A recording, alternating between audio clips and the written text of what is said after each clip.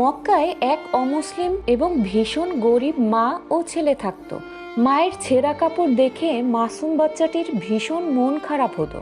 একদিন সে চাচার কাছে কাপড় চাইতে গেলে তিনি বাচ্চাটিকে মেরে ঘাড় ধাক্কা দিয়ে বের করে দিল। সে কাঁদতে কাঁদতে বাসায় ফিরছিল।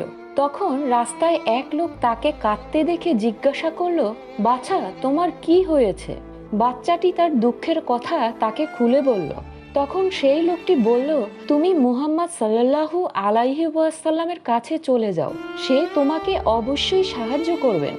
বাচ্চাটি ঘরে গিয়ে মাকে সবকিছু খুলে বললে মা বলল, শুনেছি মুহাম্মদ বড়ই জাদুঘর, সে আমাদের কাছ থেকে আমাদের ধর্ম ছিনিয়ে নিবে এবং ওই কালেমা পড়িয়ে দিবে। বাচ্চাটি মায়ের কাছে ধর্ম ত্যাগ না করার ওয়াদা করে নবীজির কাছে গেলেন এবং বললেন, আমি এবং আমার মা এতিম এবং ভীষণ গরিব।